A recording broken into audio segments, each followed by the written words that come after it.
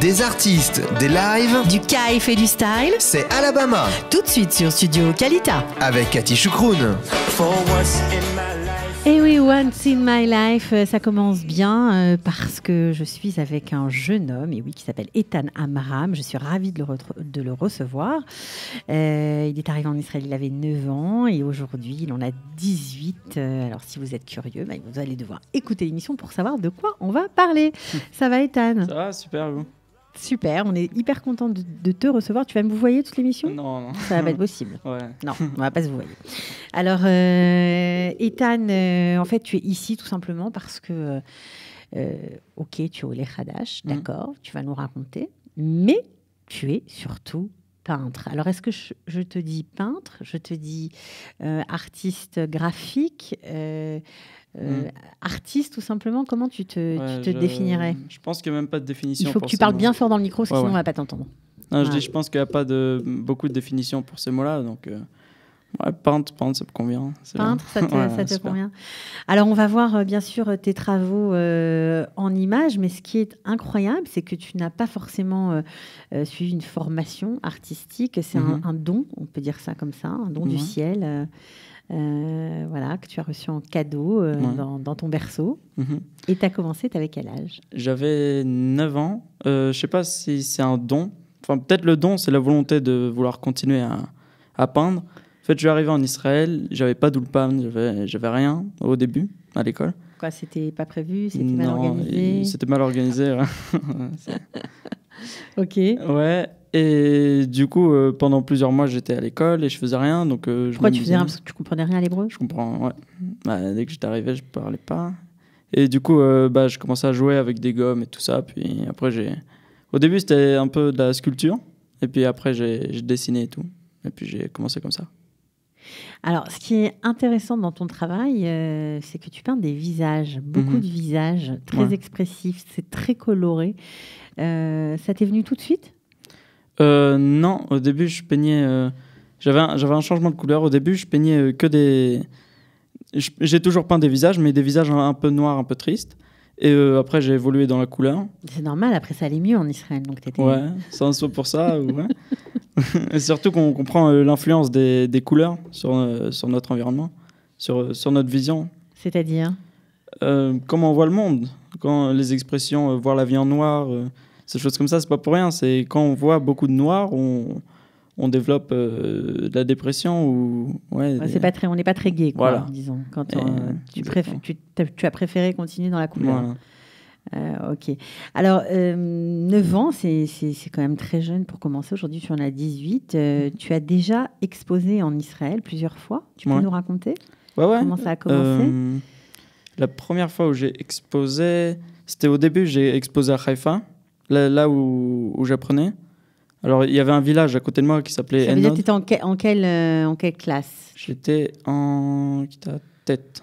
Ouais, la première année. Tu étais où? Dans un... À Yemi Nord. Ok, Yemi Nord. Ouais, ok. ouais, Yemi Nord. Je crois que le directeur, il est venu ici à la radio. Exactement. David Hockey. David Wacky, on le salue. Bonjour. Voilà. Je suis venu pour ma promo, pas pour la scène. C'est pas grave, on le salue quand même. On fait la promo de tout le monde ici. Ouais. On est détente. Alors, Ethan, t'es à Yami Nord. Ouais. Ok. Et Alors, je suis allé au village là-bas. c'est un village d'artistes qui Ouais. est juste à côté. Ouais. Et j'ai montré un peu des photos à ceux qui exposent et tout. Et il y a une petite galerie qui m'a pris. Et de là-bas... Une petite galerie qui t'a pris, mais quoi? Pour vendre carrément vendre, tes ouais. œuvres? Ouais, pour exposer une petite galerie. T'étais surpris? Ouais, c'était la première fois. Et t'avais quel âge? J'avais 15, peut-être 14 ans. Ouais, 14 ans. Et ils t'ont pris au sérieux? Ouais. Mais c'est incroyable. Il y a qu'en Israël qu'on peut voir des trucs pareils. Ouais, c'est vrai. Ça a valu le coup, vu que ça a bien marché, l'expo. Alors quoi, tu t'es mis d'accord avec eux, je vous donne mes cadres, vous les vendez, et puis vous me rétribuez, vous me donnez l'argent que vous avez... Je sais plus comment ça. Je crois que c'était par pourcentage. Ils prennent 40 ou quelque chose comme ça. Et 60% pour toi. Hein. Ouais. Et c'était un vrai, ouais. un vrai deal d'artiste, quoi. Ouais. ouais, c'était ça. Et Mais tes parents, ils ont dû halluciner. Ouais, sans doute, ouais. Je pense. Ça a bien marché, vu que des clients qui étaient là-bas, enfin des clients maintenant, je les connais bien, ils restent avec moi en contact, et puis ils sont venus à la dernière expo et tout. Donc, Alors attends, parce que tu vas trop vite. Nous, on en est à Ouais. tes 14 ans. Doucement. Donc 14 ans, tu donnes des dessins que tu as fait à Yami Nord. Ouais. Voilà. J'en donne quelques-uns. Et de là-bas, je suis exposé à un... Tu les vends tous? Ouais. Tu les as tous vendus? La plupart, j'en ai vendu pas mal. Donc, lors de cette première exposition, c'est parti. Ouais, ça a bien marché. Ok. Quand tu retournes à Yamin Horde et tu leur dis, bah voilà, j'étais au village d'artistes pendant ma pause, j'ai donné mes dessins, puis on les a achetés. Ouais, mais c'est surtout grâce à eux, il faut que je le dise, parce qu'après on va me gueuler dessus. Mais non, mais raconte-nous, ça nous intéresse. Ouais. C'est grâce aussi à David Waki. Il m'a exposé à l'école. En fait, on avait une petite salle, et de là-bas, il y a eu des gens de N-Note qui sont venus voir les tableaux. Ah, ben commence par le début. Voilà. D'accord, Voilà. ok. Ouais, on est allé mettre des flyers, on a fait de la pub un peu au village, et ça a tourné, et puis il y a des gens qui sont venus, et de là-bas, ils m'ont pris. Et de là-bas, ils t'ont pris pour Ouais. t'exposer dans la galerie du village. Mhm. Formidable. Et donc, est-ce que l'école t'a soutenu après? Ouais, bien sûr. Ils m'ont donné des cours. Enfin, ils ont payé un artiste au village pour que je fasse des cours Donc, tu as fait des cours avec un professionnel. pendant 3 ans. Ça t'a aidé? Ouais, j'apprends tout. Je réapprends parce que j'avais jamais appris avant. J'avais appris par-ci par-là, mais jamais sérieux. Tu étais jeune en même temps. Ouais, voilà. Donc, tu as fait 3 ans de cours et tu as continué à dessiner. Alors, une fois que tu as vendu ces tableaux, alors que tu as 14 ans, ok, qu'est-ce qui se passe après? Après, j'ai appris avec cet artiste toutes les perspectives, les couleurs et tout ça. Et des techniques peut-être? Ouais, des techniques de peinture différentes? Ouais, proportions. J'ai appris aussi avec lui beaucoup l'histoire de l'art. Okay. C'est super ça. Et de là-bas, je suis allé peindre à l'école, enfin à la maison, pendant les vacances. Et puis je suis allé exposer à Jérusalem, à Nachlaot. Comment c'est arrivé l'exposition de Nachlaot? Pareil, j'ai envoyé un peu partout à mon site qu'un ami m'a préparé. Ah oui, parce que tu étais très organisé. Et là, on en est à quoi? À 15 ans? Tu nous fais peur. On a peur ce que tu vas nous faire quand tu vas avoir 20 ans. Alors, ok, à 15 ans, tu fais un site avec un copain. Ouais, avec un copain, Samuel Barrault, que je salue d'ailleurs. Je pense nous aussi, on le salue. Ok. Et j'ai envoyé ça à plusieurs galeries. Ils m'ont répondu, mais il y en a une qui m'a beaucoup soutenu et puis elle m'a exposé. C'est bien. Ouais, c'est génial. Tu crois que tu aurais pu faire ça si tu étais resté en France? Tu aurais fait ça? Tu sais pas. Il faut essayer pour voir. Il faut essayer pour voir, c'est sûr. Donc, Nachlaot, tu y vas. C'est Espace 10, je crois que ça s'appelait comme ça. Voilà, Espace 10. Et est-ce que tu vends là-bas aussi? Espace 10, ouais, j'ai vendu. Et eux, c'était pas par pourcentage, c'était sur la salle d'expo, je crois. On a payé la salle d'expo et ils ouvraient. Et c'était bien situé, c'était juste à côté du Chouk. Des gens, ils passaient. Les gens y passaient, ils ont acheté tes œuvres. Ouais, c'est quoi? beaucoup de Plutôt des touristes Israéliens? Ah, des touristes. Ouais, plutôt ouais, des touristes. Mhm. Ok. Alors ensuite, ça continue. Et je crois que tu réponds, on va dire, à un appel d'offres, c'est ça? Ou tu te présentes à la mairie? Ouais, à la mairie de Jérusalem.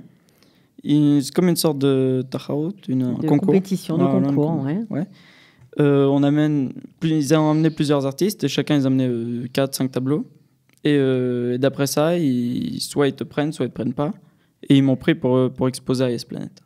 Donc tu as fait une exposition à Yes Planet. Je crois que c'était, ça s'est passé pas cet été, c'était en janvier-février 2016. Ouais. Voilà, et tu as exposé pendant 2 mois. 2 mois, ouais. Ça devait durer 1 mois, mais ils ont rallongé le truc. Ils ont prolongé, voilà. Et là, tu as vendu aussi? Ouais, quelques-uns. Non, j'en ai vendu beaucoup en fait. J'en ai vendu sur 24, je crois que j'en ai vendu 12. C'est énorme. Ouais, c'est beaucoup. Ouais. Donc tu rencontres vraiment un succès. Qu'est-ce qui plaît? C'est quoi? C'est les regards dans ces visages qui sont saisissants? C'est le travail sur les mains? C'est l'impression que les tableaux sont en relief? D'après ce que les gens m'ont dit, je pense que c'est surtout les yeux. Les yeux, ils attirent beaucoup. Et les couleurs des visages. Il y a des artistes qui t'inspirent? Il y en a quelques-uns. Il y en a ceux d'aujourd'hui qui sont toujours vivants. Il y en a un qui s'appelle Andrew Salgado. C'est un Américain et il fait des trucs aussi beaucoup en couleur. Avant, il faisait pas ça, mais il l'a fait maintenant. Maintenant, il est passé à la couleur, ça t'inspire? Ouais. Et il y a aussi les anciens. Il y a Lucien Freud. Ok. Il y a Francis Bacon. Bon, eux, ils sont assez spéciaux. Hein. Ils sont pas trop dans la couleur. Ils sont pas super joviales. Mais ça t'inspire quand même. Ouais. Par exemple, Francis Bacon, c'est un ancien peintre qui était à peu près à l'époque de Picasso. C'était des sortes de rivales. Et lui, c'est un grand idéaliste. Donc, il fait vraiment pour effrayer la personne qui regarde. Enfin, effrayer, il essaye de toucher la personne. Donc, il peint sur des espèces de miroirs. Et quand tu regardes son tableau, en fait, tu te vois toi-même. Ça fait vachement peur. C'est des images qui se superposent, quoi, voilà, en fait. Voilà, ouais. Alors, mais d'ailleurs, c'est rigolo parce que quand on regarde ta peinture, c'est vrai que tout de suite, c'est saisissant. Alors, on n'a pas peur, mais ça prend tout de suite, quoi. Ça marque tout de suite. Il y a quelque chose qui passe. Espèce de gros plan. Enfin, et c'est pas parce qu'il y a de la couleur que ça a l'air gai, justement. Il y a quelque chose de profond quand on regarde ton travail. Ah ouais. Il y en a qui en ont peur. Il y en a qui ont peur. Ouais, c'est peut-être possible. Ouais, ça dépend des gens. Les visages en gros plan, dans une maison, ça fait un peu bizarre, mais il y en a qui aiment. Bon, alors aujourd'hui, tu as 18 ans, on imagine que tu vas partir à l'armée quand même. Ouais. C'est quoi je fais d'abord la Mérina, 1 an avant l'armée, et 1 an après, je fais l'armée. Je sais pas encore où, on va voir. Tu as le temps de voir. Ça va te permettre de continuer à dessiner. Tu as d'autres projets Ouais. Je fais un peu de tout. Je vais commencer un peu la musique. Donc, je vais acheter un piano digital avec un ordinateur pour faire un peu tous les sons. Après, je vais faire un peu de vidéo. Je fais pour l'instant un peu de vidéo. Mais quoi, lié avec ta peinture, quelque chose qui fait un nouvel art mélangeant tout Pour l'instant, c'est à part, mais peut-être un jour, je vais les lier, on verra. Ouais. J'avais prévu peut-être de lier la musique avec les tableaux. Je sais pas encore comment, il faut que je trouve l'idée. Mais peut-être mettre J'avais pensé à faire des tableaux, tu vois, et mettre des sortes d'MP3. Les gens, ils viennent, ils branchent leur écouteur.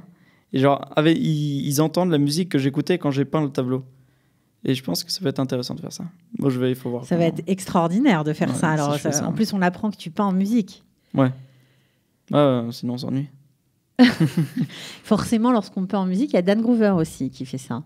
Lorsqu'on peint en musique, on n'a pas le même résultat en fonction de la musique, évidemment. Ça doit influencer. Ouais, ça influence. Et c'est aussi compliqué de peindre si on fait des tableaux en 1 heure ou des tableaux en plusieurs jours. Je sais pas, Dan Groover, il fait à peu près en combien de temps Ça dépend des fois. Ouais, il fait un peu du street art, donc c'est du street art, c'est un peu différent. Ça t'intéresserait, le street art ? J'ai fait un peu. Ouais, c'est sympa, j'aime bien ça. Ouais. Alors bon, tu as fait, après ces 2 expositions, une 3e exposition, justement, qui s'est terminée cet été, au Théâtre Marcus, rien que ça, au Théâtre de Jérusalem, voilà, le fameux. C'était émouvant pour toi d'exposer là-bas ? Tu t'es rendu compte que c'était quand même très symbolique ? C'est une salle énorme, c'est gigantesque, hein, et ça fait bizarre de voir mes tableaux maintenant qui... D'habitude, on me dit mes tableaux ils sont grands, et de les voir dans une salle aussi grande, ça les rend tout petits. C'est vrai que c'est des grands tableaux. Tu peins sur des toiles de combien à peu près ? Des fois 2 mètres, 1,50 m. Ouais. Tu as besoin de toute cette étendue de toile pour t'exprimer. Tu as besoin de ça ? Je sais pas si j'ai besoin, mais comme j'aime peindre, et si je fais un tableau sur un petit, après le temps que j'en refasse un, ça va mettre du temps, tu vois, l'intervalle. Alors si je mets dans un géant tableau, j'ai le temps de kiffer longtemps. Ok. Alors à cette époque-là, où nous sommes, toute cette alia de France qui arrive, etc., il y a plein de familles qui sont très inquiets pour l'avenir de leurs enfants, qui les poussent à faire des études. On n'entend pas souvent des familles qui viennent d'arriver, qui poussent leurs enfants à être artistes. Comment ça se passe chez toi ? Pousser, parce que c'est compliqué. Enfin, je suis pas un artiste, j'en vis pas encore. Et pour en vivre, je pense qu'il faut faire un effort énorme.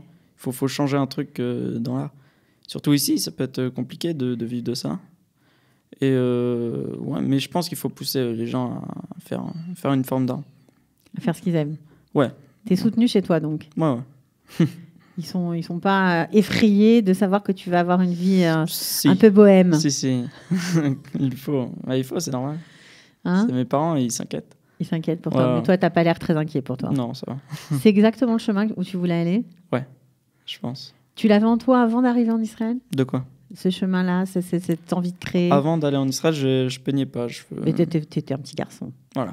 Mais tu aimais ça ? Peindre ? Enfin, dessiner, ouais, je dessinais quand j'étais gosse, mais quand j'étais tout petit. Ok, mais là aujourd'hui, ça prend vraiment une autre dimension. Ça prend tout mon temps et j'adore ça. Il y a des artistes israéliens que tu aimerais rencontrer? J'en ai parlé avec quelques-uns. Ceux que je voulais rencontrer, j'ai parlé par email et tout. Ouais, les rencontrer, ce serait bien. Mais j'ai pas des noms comme ça. T'as pas des noms en tête? Non. Qu'est-ce qu'on peut te souhaiter, Ethan? Me souhaiter? Ouais. Pas de chance. Tu as le sourire qui va avec, en tout cas. On peut dire ça comme ça. Ouais. Voilà. Bah, de la chance, j'espère que tu vas en avoir plein. Vraiment. En tout cas, c'est magnifique ce que tu fais. C'est un art en devenir. Ça se sent encore que tu vas encore progresser, c'est certain. On fait vraiment un grand bravo à Yamin Horde pour leur soutien. C'est génial de t'avoir aidé à réaliser tes rêves, voilà, et à te construire, en fait. C'est un peu ça, quoi. Ouais.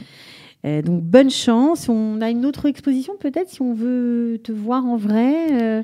Il y a quelque chose de prévu à la rentrée, au septembre, octobre? Pour l'instant, non. J'espère que oui. De toute façon, je suis souvent sur Facebook, sur Internet. Alors, il est sur Facebook, c'est facile. Sa page Facebook, c'est Ethan Amram. Okay. Le site Internet, c'est quoi? Art, pardon. Ouais. Ethan Amram Art. Il ne faut pas oublier Art. Le site, c'est quoi?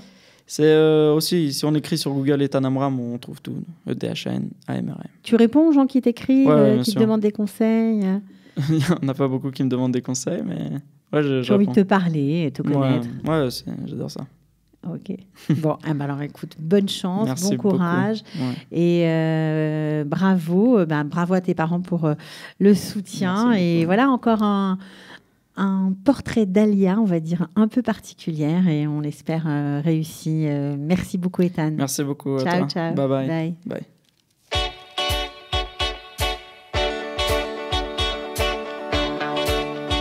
Des artistes, des lives, du kaif et du style, c'est Alabama sur Studio Kalita avec Cathy Choukroun.